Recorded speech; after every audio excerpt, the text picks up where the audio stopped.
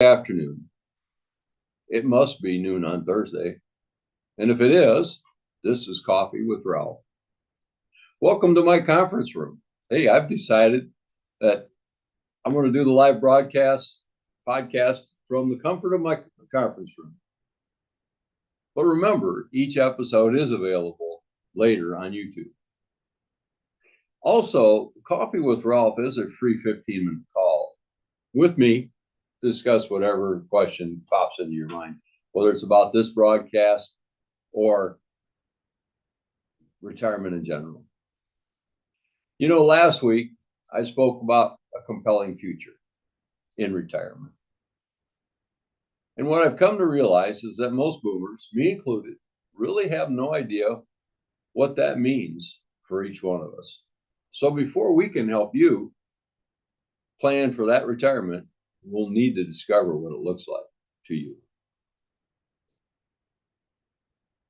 There seems to be a word that comes up almost every time I sit down in a planning session for retirement. And it comes from men, the word structure. We seem to be pretty structured creatures, we men. That's from the beginning of time, we've been structured. We get up, we eat breakfast, we go out, we go to work, we work all day, we come home, we play with the kids, we chase the kids, or we plan for vacations, or we go fishing, or we work around the house. But that's why we're working. That's when we're working, excuse me. Got a few notes here, so bear with me. But when it's time to retire, what does that look like? We no longer have to get up, go out, stab it, kill it, drag it home to clean it and eat it. It all changes. All of a sudden, we're men of leisure. And most of us don't understand what that word means. So we need to discuss it and be frank and open about it. But here's where we really have to get down to it. Here's the elephant in the room. What structure is there in a compelling retirement? What kind of compelling future has a structure? Then there's the question of why. Why do I need a structure in retirement? Am I not retired? Can't I just take it easy? Why is structure so important to men? I think being a man, I know that comes as a surprise to some of you, but I am male. I think I'm qualified to answer, not because of my profession, but because of my gender. That seems odd that I say that. Even our relaxation is structured. Come on. We go golf 18 holes. That's 4.5 hours or 5 hours. Or maybe it's the whole day, but we plan it. And then we talk about fishing. Oh my goodness, we got to get out there before the sun comes up so we can catch them coming out right away. And yeah, there's hunting season. And that starts in October or September for some of us. And it runs through December. And then we try to figure out what we're going to do in January. Oh yeah, there's ice fishing if we have ice. Yep, and then there's the camping thing. My goodness gracious, we got to get out there Thursday afternoon so we can get checked in, get set up, so enjoy the weekend, so we can tear down and run back home on Monday so we can begin everything, the structure every day. And those few days when we're camping, that thing called structure goes out the window. And for most of us, we get a little batty. We lose our minds a little bit. But that's during the work years. What about after?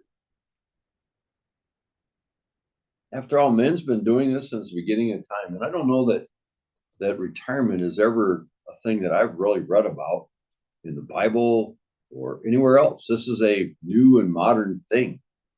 Retire. What does that mean? For some of us, to stop being productive in a work environment means that we've lost value. Isn't that, after all, isn't that who we are? We're providers.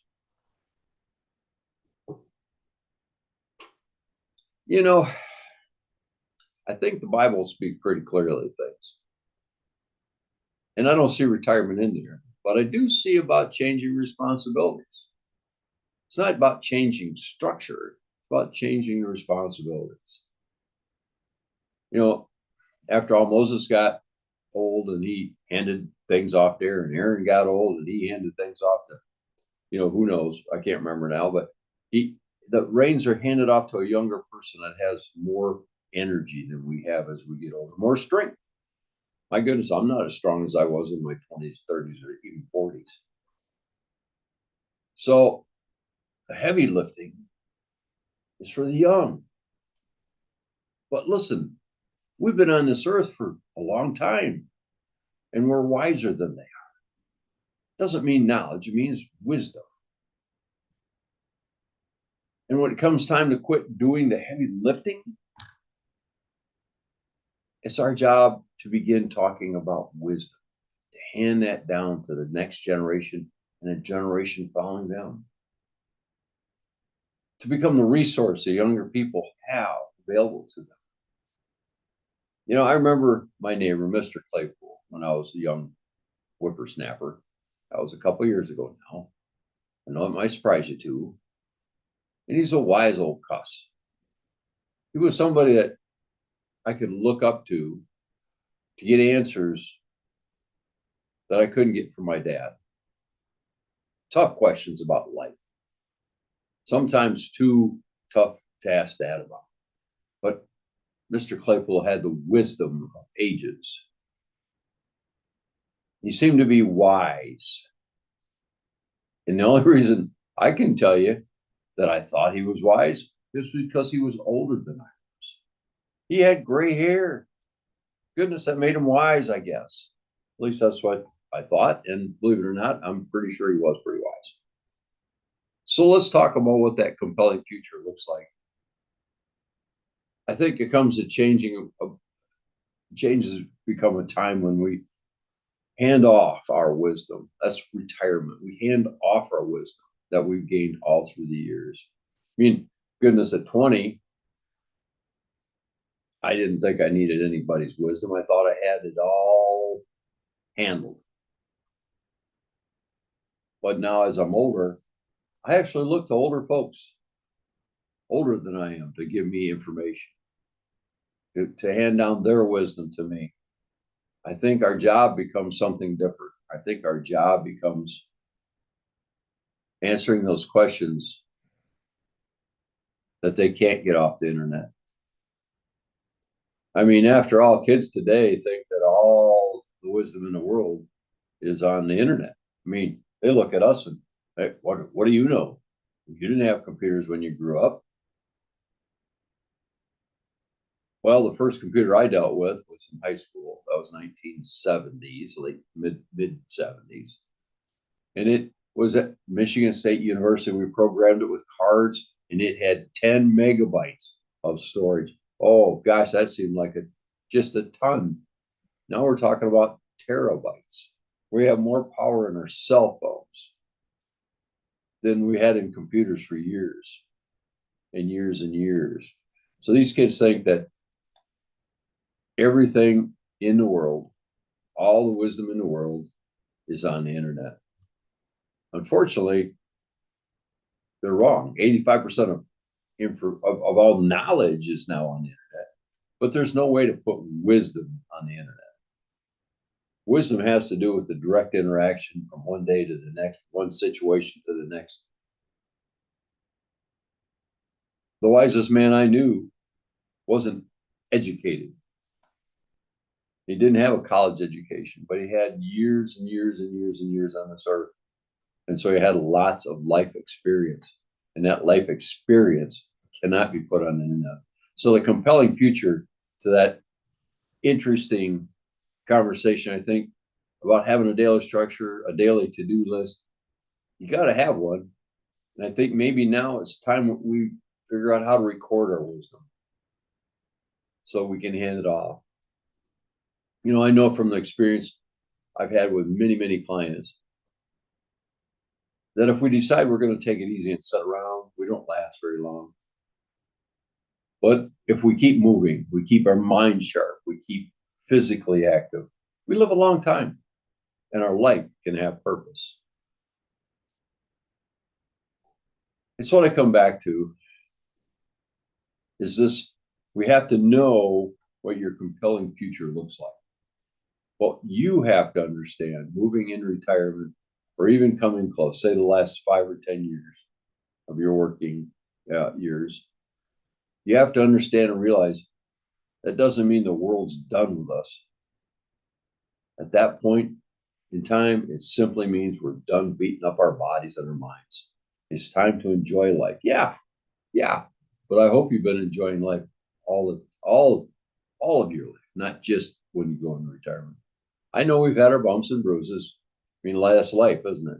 You have bumps and bruises, you have ups and downs, but hopefully you've enjoyed it. Here's where I've got to stop this. This is where I've got to land the plane and tell you that Coffee with Ralph is a free 15-minute call. Yeah, I understand a lot.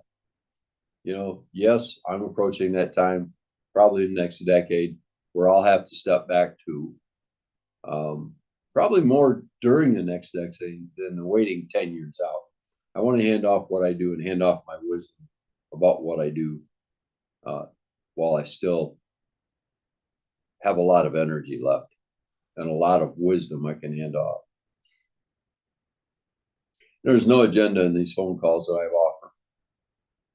If you want to talk to me about a problem in retirement or something about long-term care or income streams or whatever your question is, just bring it. I guarantee it's just simple education. And it's critical that we get this thing figured out so we can move in retirement knowing full well the world's going to continue without us. Everything marches forward. Time marches forward, doesn't it? But what we do in that time when we're marching on and how we do it and have fun bringing your questions to a way that, or bringing their questions, to you in a way that you can hand off wisdom. I think we need to talk about recording our wisdom too somehow. Hey, listen, I know I rambled a bit today. It's just something I've been continually thinking about, and that's that question: why? Why is structure so important in retirement? Why is handing off our wisdom so important to the next generations? Why do I have to retire?